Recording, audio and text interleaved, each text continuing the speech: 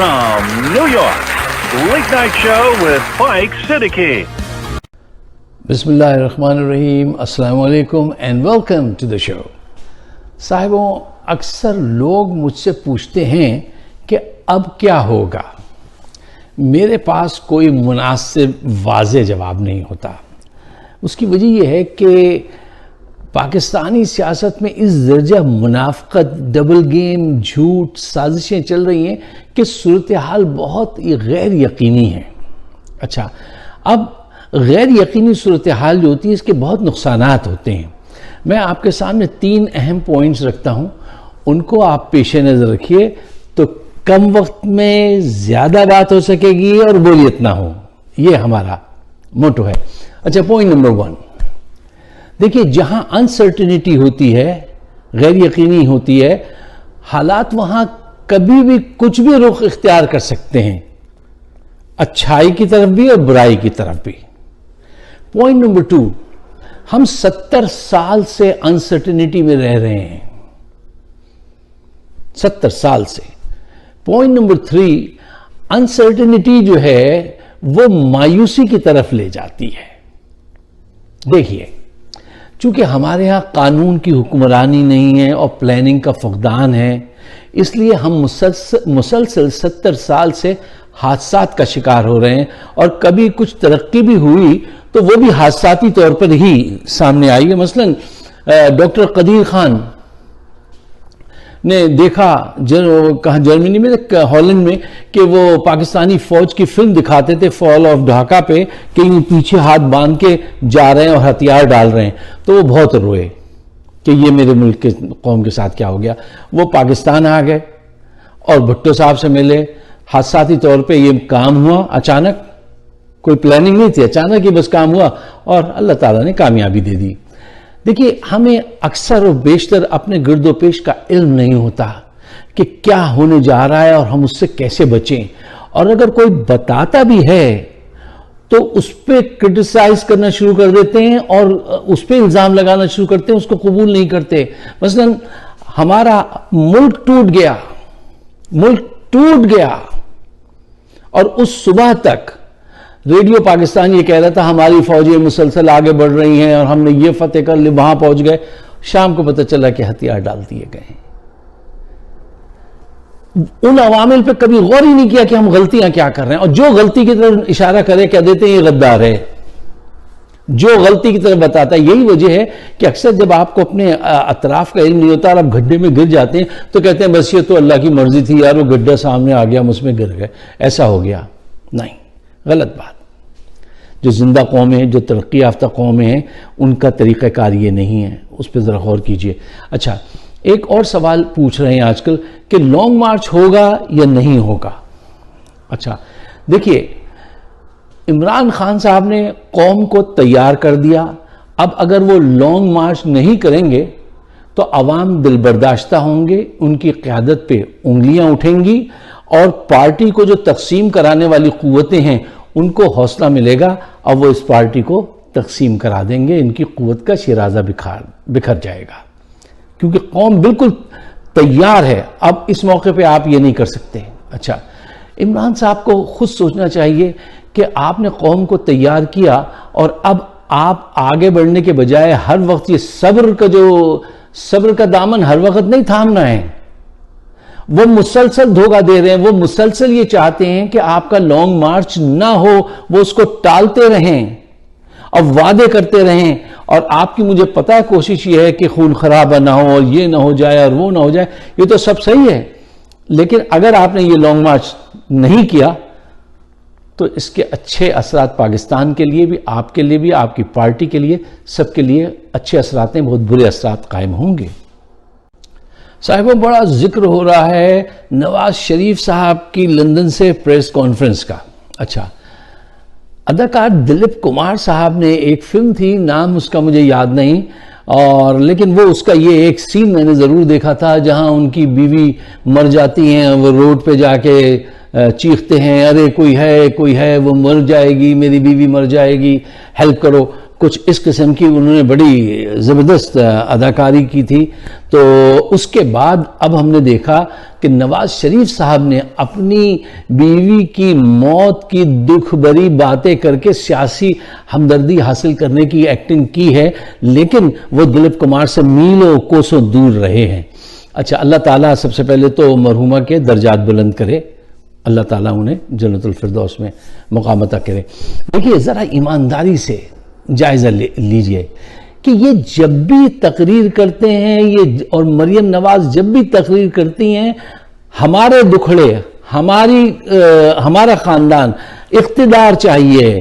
اور کبھی آپ نے مریم کو دیکھا ہے کہ وہ کسی تقریر میں کوئی سلوشن کسی مسئلے کا پیش کر رہی ہوں، کوئی پلاننگ کرتی ہوں کہیں نظر آتی ہوں؟ ٹھیک ہے نا، کہ غریبوں کے لیے یہ کر لیا جائے. ہاں، غریبوں کے لیے تو وہ کہتی ہے ہیلتھ کارڈ بند کر دو کیونکہ اس کا کریڈٹ عمران خان کو جا رہا ہے. یار یہ لوگ ہیں، یہ مجھے بتائیے، یہ دکھ بھری داستان بتا کے ہمدردی. پاکستان میں لوگوں کو، سیاستدانوں کو پتا ہے مظلوم بنو تو ووٹ ملتے ہیں، یا چیلنجر بنو بھٹو کی طرح، عمران خان کی طرح، تو پھر ووٹ ملتے ہیں. تو یہ اسی چکر میں رہتے ہیں کہ پاکستان کے مسائل سے کوئی دلچسپی نہیں. جب بات کی دکھڑا رویا تو اپنا رویا. اب ان کو چاہیے تھا کہ ربیع الاول کی مبارکباد دیتے، سیلاب کے لوگوں کو تسلی دیتے، اپنی یہ جو کھربوں روپے کی جائیداد ہے اس میں سے کچھ حصہ ڈونیٹ کرتے غریب لوگوں کے لیے.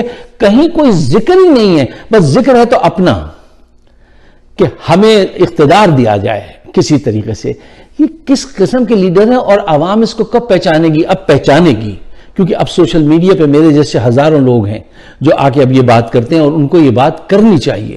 کبھی کوئی پاکستان کے لیے کوئی سلوشن نہیں، بس جو کچھ ذات ہے، اپنی ذات سے عشق ہے سچا، باقی سب افسانے ہیں. اچھا دیکھیے، یہ سیاسی مائلیج حاصل کرنے کی کوشش کے علاوہ اور کوئی کام نہیں کرتے. ان کو یہ سوچنا چاہیے کہ 1980 تک تو وہ اتنی سی تھی نا، ان کی وہ کیا فیکٹری تھی، اتفاق فاؤنڈری. یار انہوں نے اس سے نہیں، سیاست میں حصہ لے کے دنیا بھر میں جائیدادیں بنا لی. 45 لاکھ روپے کی یہ گھڑی باندھتے ہیں، 10 ارب کے گھر میں یہ رہتے ہیں، مقدمات سے یہ بری ہو جاتے ہیں. اور کیا چاہتے ہیں؟ پیغمبر ہی مل جائے. اور کیا چاہتے ہیں یہ؟ اب نسل در نسل اقتدار کو منتقل کرنا چاہتے ہیں. ہم غلام ہیں.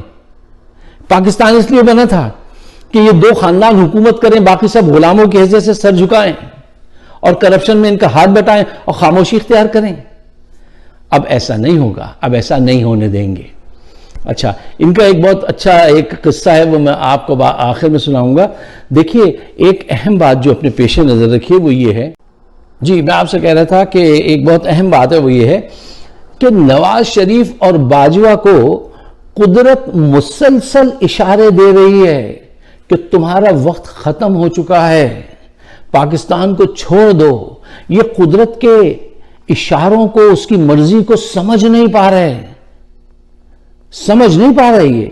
دیکھیے، نواز شریف کو اب یہ سوچنا چاہیے کہ اب فوج ان کو اتنی کم مقبولیت کے ساتھ اقتدار میں لائی تو فوج میں تقسیم ہو جائے گی اور بہت بڑا کیوس پھیل جائے گا، بہت بڑا وہ ہوگا. اب ہمت ہی نہیں ہے فوج، جرنیلوں میں اب ہمت نہیں ہے. آپ کو نواز شریف صاحب، جرنیلوں میں ہمت نہیں ہے کہ وہ دوبارہ آپ کو اقتدار میں لائیں. پاسبل نہیں ہے. اس خیالی دنیا سے نکل آئیے. اب آپ، عوام سب کے بخیے دھوڑ کے رکھ دے گی اگر آپ کو لائے. ابھی پچھتائے ہیں وہ. ساری زندگی کے لیے پاکستان کی تاریخ میں ایک ایسا داغ لگ گیا اس حکومت کو لا کر. مجھے دکھ ہے اس بات کا کہ ہمارا امیج خراب ہوا، ہماری فوج کا دکھ ہے مجھے اس بات کا. میں اس پہ کہتا ہوں، کھل کے بات کرتا ہوں، کھل کے بات کروں گا، لیکن دکھ ہے میرے اندر کہ دیکھیے یہ کیسی غلطی کر دی. یار کسی اگر چلو لے آنا تھا، یار کسی صاحب کردار لوگوں کو لے کر آتے تو ہم ایک لاجک دے دیتے، آپ کی طرف آ جاتے، ہم اپنے آپ کو بھی کچھ سیٹسفائی کر لیتے. آپ تو ان کو لے کے آ گئے جو 70 سال کا ریکارڈ لوٹنے کا. اب وہ آپ کو مزید افورڈ نہیں کر سکتے، وہ نہیں لائیں گے. اب انہوں نے طریقہ کار کیا اختیار کیا ہے؟ اب طریقہ کار یہ اختیار کیا ہے کہ وہ لطیف جاوید ہے یا جاوید لطیف، وہ آدمی جس نے کہا تھا کہ اگر مریم کو کچھ ہو گیا، وہ زرخرید غلام ہیں ان کے، ٹھیک ہے نا، کہ اگر مریم کو کچھ ہو گیا تو ہم یہ نہیں کہیں گے کہ پاکستان کھپے، یعنی پاکستان نہ کھپے، پاکستان کا وجود اڑا کے رکھ دیں گے. یار اس درجہ بے حسی اور کم نسلی کی باتیں کرتے ہیں آپ کہ پاکستان نہ کھپے کہیں گے آپ.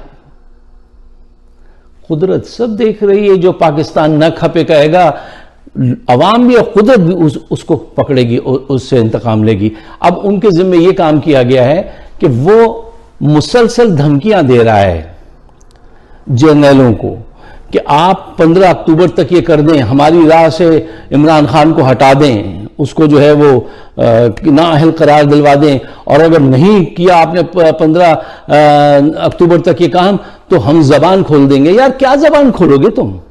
کیا زبان, کیا بلیک میلنگ کرتے ہو, کیا دھمکی دیتے ہو تم؟ زبان کھول دو اگر تمہیں کھولنی ہے تو. ہمیں خود پتا ہے کہ کس جرنیل نے کیا کیا ہے, لیکن اب ہم اس بات کے لیے تیار نہیں ہے کہ تم آ کے بلیک میل کرو ان کو, کیونکہ اس میں پاکستان کا نقصان ہے, پوری امہ کا نقصان ہے. میرے پاس بہت سارے ایسے حقائق ہیں جو میں نہیں ڈسکس کرتا ہوں یا اتنا کھل کے نہیں کرتا ہوں, کیونکہ مناسب نہیں ہے نا. کچھ چیزیں آپ کہہ سکتے ہیں, کچھ چیزیں نہیں کہنی چاہیے یار. یہ دھمکیاں دیتے ہیں کہ آپ زبان کھول دیں گے. کیا زبان کھول دیں گے؟ آپ کی حیثیت کیا ہے؟ آپ نمبر 1 کے کالے چور ہیں. دیکھیے جب کوئی بدکردار آدمی, چور آدمی کسی پہ الزام لگاتا ہے تو آدھی تو اس کی بات اسی وقت لوگ ریجیکٹ کر دیتے ہیں, آدھی لوگ سنتے ہیں. 50% میں سے 20% جو ہے وہ ادھر سے سن کے ادھر اٹھا دیتے ہیں, پھر 30% رہ جاتے ہیں. 30% میں سے ایسے ہوتے ہیں جو 20% اس کی تحقیق کرنے جاتے ہیں, تحقیق مکمل نہیں کر پاتے. پھر 10% لوگ رہ جاتے ہیں جو اپنی مصروفیت میں اس پہ ہوتے ہیں. پھر 5% لوگ ہوتے ہیں جو اس پہ یقین کرتے ہیں.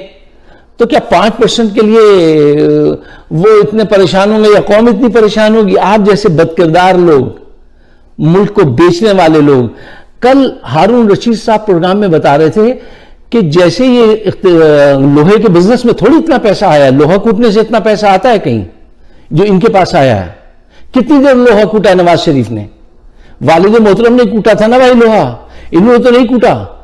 تو وہ کہہ رہے تھے اقتدار میں آتے ایک ان کے جاننے والے سے 40 ارب روپے اس زمانے میں انہوں نے رشوت لی تھی. یہ کل کے پروگرام میں. اور ہارون رشید جھوٹ نہیں بولتے ہیں, وہ بڑے پڑھے لکھے آدمی ہیں, جھوٹ نہیں بولتے. یار اربوں روپے آپ لوٹتے رہیں, اب آپ دن رات دھمکی دیتے ہیں. آئیے دھمکی دے لیجئے, دیکھیے آپ دھمکی. اور فوج کے جو جنرل ڈرتے ہیں, یار کچھ سبب تو ہوگا جو ڈرتے ہیں. وہ گالیاں دیتا رہتا ہے, کچھ نہیں کہتے. عمران خان ذرا سی بات کر دے تو اس پہ دہشت گردی کے مقدمات بنوا دیتے ہیں. ان کو جو ہے جنرل جو ہے وہ دلواتے ہیں, ضمانتیں دلواتے ہیں, ان کو دوبارہ اقتدار میں لانا چاہتے ہیں. کچھ ہے تو ضرور, لیکن یار سب پتا ہے ہمیں کہ کیا ہے. اب اس چیپٹر کو یہاں بند کیجئے, بلیک میلنگ کے. پاکستان کو آگے بڑھنے دیجئے. جھوٹے لوگ ساری زندگی لوٹتے رہے, اب اداروں کے پیچھے پڑتے ہیں. اداروں سے غلطیاں ہوئی ہیں, ہمیں بھی پتا ہے, ہم بھی اس کا ذکر کرتے ہیں, لیکن بلیک میلنگ کے لیے نہیں کرتے ہیں کہ بلیک میلنگ کریں نا. آپ جو کرتے ہیں آپ بلیک میلنگ کے لیے کرتے ہیں. نمبر 1 کے جھوٹے. وہ آخر میں قصہ سن لیجئے ان کا.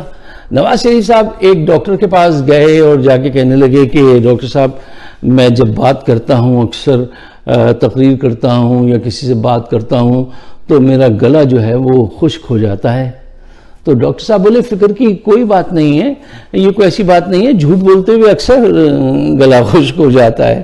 تو ان کی بھی یہی عالم ہے کہ یہ اکثر بات کرتے ہیں, ان کا گلا خشک ہو جاتا ہے, کیونکہ یہ ابتدا کرتے ہیں جھوٹ سے, انتہا جھوٹ پر لاتے ہیں, اور صرف اپنی ذات, اپنا خاندان, اپنے بچے, اپنے پیسے, اپنا اقتدار, پاکستان کے مسائل پہ کبھی بات نہیں کرتے. اس کا کوئی سلوشن آج تک انہوں نے پیش کیا. اگر سلوشن پیش کرتے ہیں تو وہ ایک واحد سلوشن ہوتا ہے, ہمیں اقتدار دے دو تاکہ ہم دوبارہ خدمت کریں. کیسی خدمت کرتے ہیں سب آپ کو پتا ہے. اب وقت یہ کہتا ہے کہ ان سب کو جو ہے نا بالکل صاف سچی بات کی جائے. اگر آپ میری بات سے اتفاق کرتے ہیں, اگر میں حق پر ہوں, اگر میں سچ پر ہوں, تو میرا ساتھ دیجئے. اس پروگرام کو شیئر ضرور کیجئے, مجھے اپنی رائے سے ضرور نوازیے, اور ہمارا شو ہے فائق صدیقی شو, اس کو سبسکرائب کریں تو بڑی عنایت ہوگی. آپ سب کا بہت بہت شکریہ.